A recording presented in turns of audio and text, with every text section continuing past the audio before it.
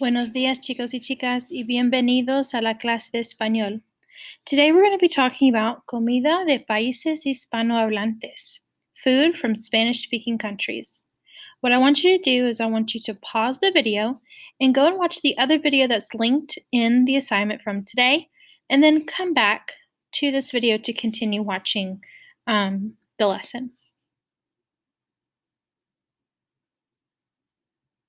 All right, my friends, welcome back. Hopefully you have watched the other video that was linked in my Google Classroom.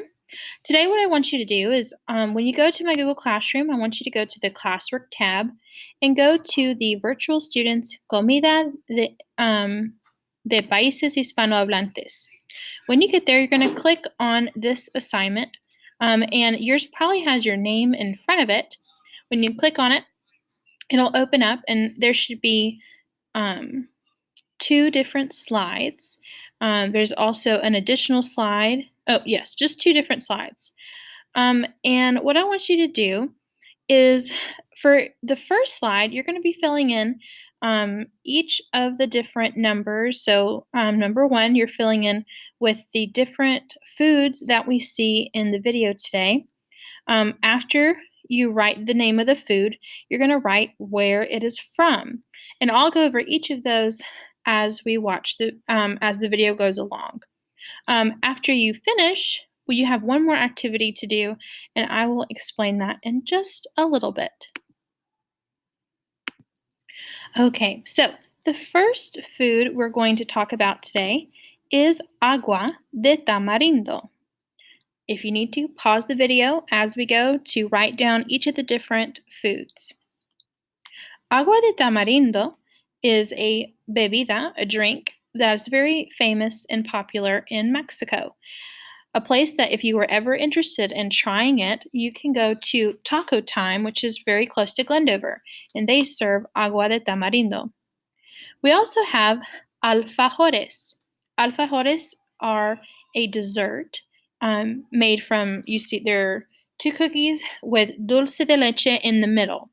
Dulce de leche is a lot like caramel, but it's thicker like Nutella.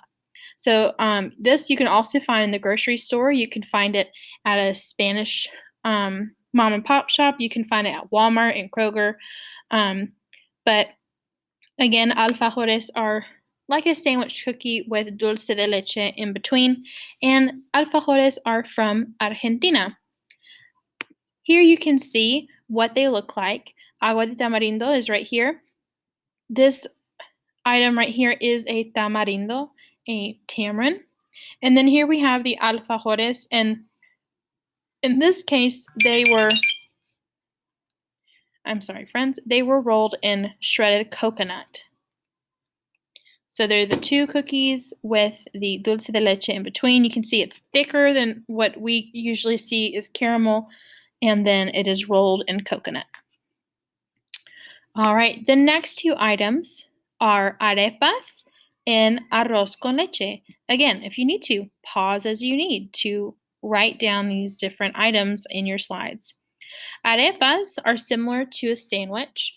Instead of a sandwich bread, they use thick tortillas as the bottom and the top of the sandwich. And then inside, you'll see meat and cheese and spices and herbs like cilantro and jalapenos.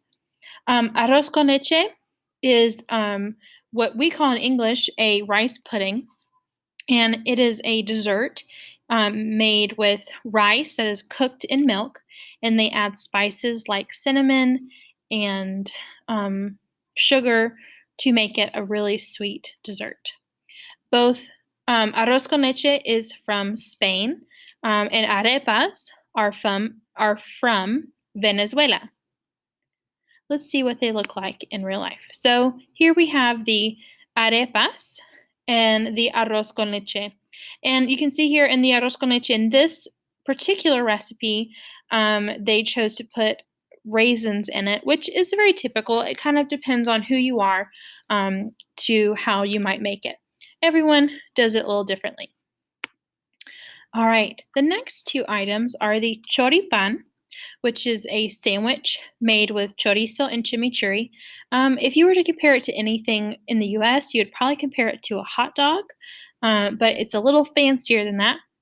And then it is also from Argentina. Number 6 is la colada morada. It's a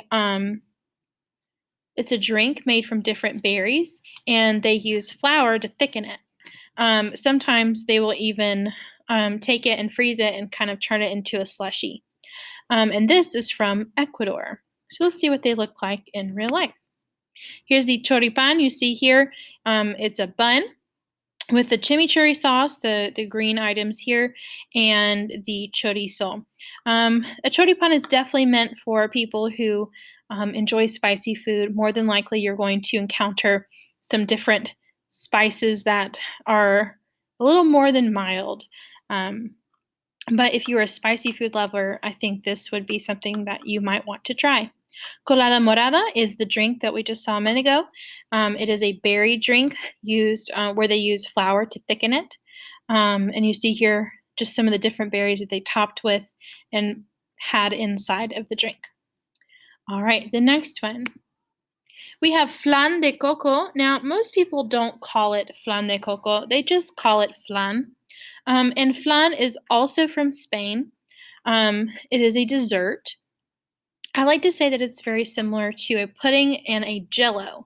It's not quite pudding where it is um, easy to move around. It's thicker like a jello, but it's not as bouncy as jello, but it is as creamy as pudding. And this you can also find here in the United States. You can go to your local grocery store and find it in the yogurt section.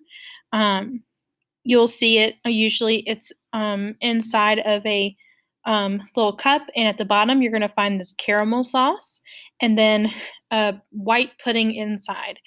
Um, a lot of times when people make it, what they do is they put the very thin caramel sauce in the bottom of the pan.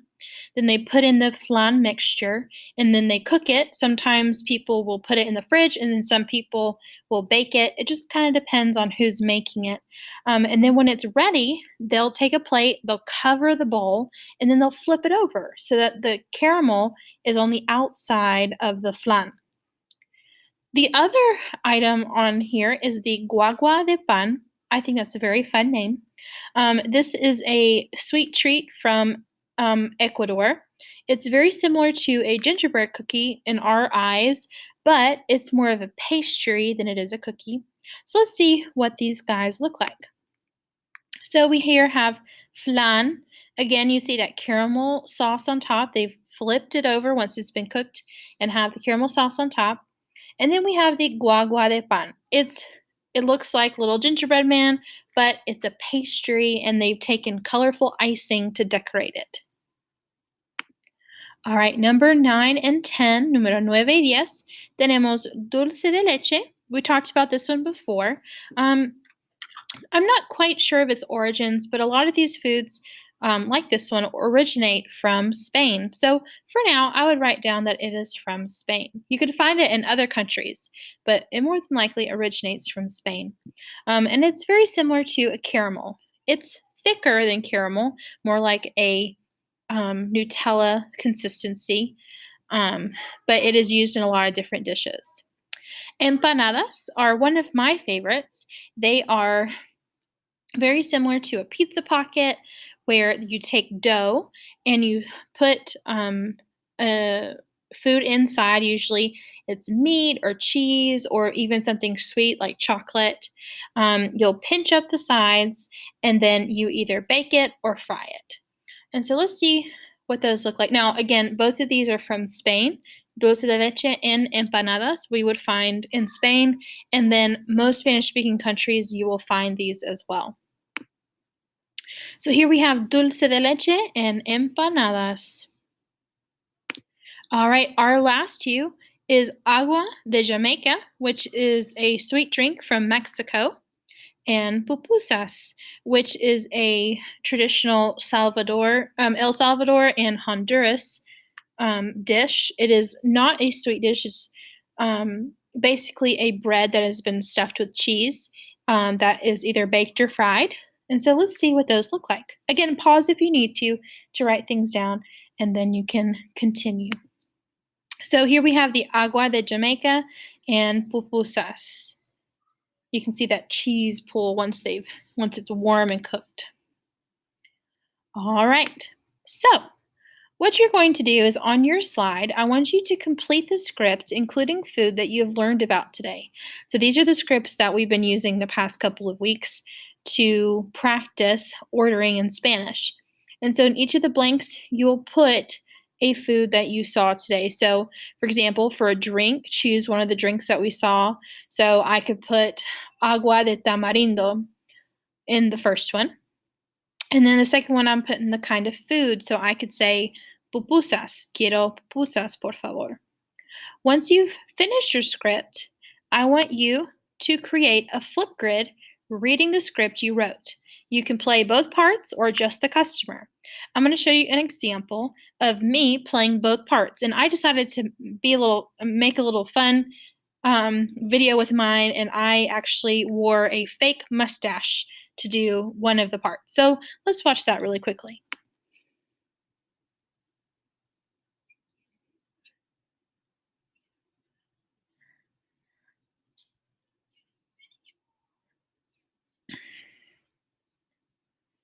All right, and so again, very simple example. I don't expect a whole lot. You're just reading the script that you wrote. When you're done, turn it in, and you are done for the day. When you finish your assignment on the slides, please make sure to turn in those slides on Google Classroom so I will have them as well. So that is all that I have for you guys today. Make sure to complete those 3 items that you completed the different comida, you filled in your script, and then you made your Flipgrid. I will be giving dojo points to people who complete all 3 activities. I hope you guys have a wonderful rest of your day, and I'll see you guys next time. Adios, hasta luego.